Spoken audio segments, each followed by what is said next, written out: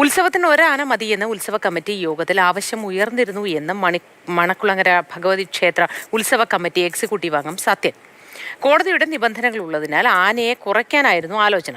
ചടങ്ങിന് 2 ആനകൾ വേണമെന്ന് പിന്നീട് തീരുമാനിക്കുകയായിരുന്നുവെന്നും സത്യൻ മാതൃഭൂമി ന്യൂസിനോട് പറഞ്ഞു. മണക്കുളങ്ങര ക്ഷേത്രത്തിലെ ഉത്സവ കമ്മിറ്റിയിലുണ്ടായിരുന്ന അതിൻ്റെ എക്സിക്യൂട്ടീവ് മെമ്പറും കൂടെ ആയിരുന്ന സത്യേട്ടൻ ഇപ്പോൾ മാതൃഭൂമിക്കൊപ്പം ചേരുന്നുണ്ട്. ഈ ഉത്സവത്തിൻ്റെ പിന്നോടിയായിട്ട് യോഗങ്ങളൊക്കെ നടക്കും. ആ സമയത്ത് ഈ ആനയുടെ കാര്യത്തിലൊക്കെ എന്താ ആവശ്യം ഉയർന്നിരുന്നത്? ആന കൂടുതൽ വേണ്ട, 4 ആന 5 ആനയൊന്നും വേണ്ട, ചടങ്ങിനുള്ള ആന മാത്രം മതി എന്നാണ് തീരുമാനിച്ചത്. പിന്നെ അത് വരുവാർ കൊണ്ടുപോയിട്ട് ആനയും ഉണ്ടാവും. അങ്ങനെയാണ് ആന കൂടുതലായത്. എത്ര ആനകളെ വെക്കണം എന്നായിരുന്നു നിർദ്ദേശം വന്നിരുന്നു? കൂടുതൽ കമ്മിറ്റി 2 ആന വെക്കാമെന്നാണ് തീരുമാനമാക്കിയത്. അതൊന്നും മതി പറഞ്ഞു. അപ്പം പിന്നെ 2 ആക്കണം എന്നാണ്. അങ്ങനെയാണ് ഇതായത്. വരവ് വരുന്ന സമയത്തും കൂടെ ഒരു ആന ഉണ്ടായിരുന്നല്ലോ അല്ലേ? വരവരും വരുന്നതിന് കൂടുതൽ ആനയുണ്ട്.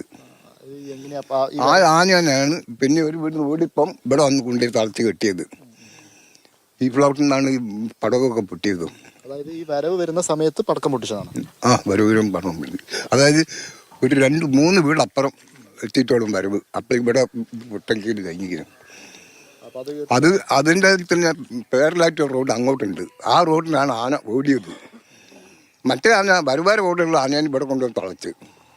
ശരിക്കും ഈ വരവിലും കുറെ ആളുകൾ ഉണ്ടാവുമല്ലോ, അവരങ്ങോട്ടേക്ക് കണ്ടമാനം ആളുണ്ട്. ആ ആൾക്കാർ മുഴുവൻ ഓരോ സ്ഥലത്തേക്ക് ഇവിടെ രക്ഷപ്പെട്ട ഈ ബിൽഡിങ്ങിൻ്റെ മുകളിലൊക്കെ ഉണ്ട്. ദാസൻ പറഞ്ഞ ബിൽഡിങ്ങിൻ്റെ മുകളിലൊക്കെ സ്ത്രീകളടക്കം കയറിയിരുന്നെങ്കിലും ഈ വരവും കൂടി അവിടെ എത്തിയിട്ടാണെങ്കിൽ ഒരു പക്ഷേ വലിയ അപകടം. ആളുകളുണ്ട്, കാണാൻ നിൽക്കുന്ന ആളുകളും ഉണ്ട്, കണ്ടമാനം ആളുകളുണ്ടായിരുന്നു.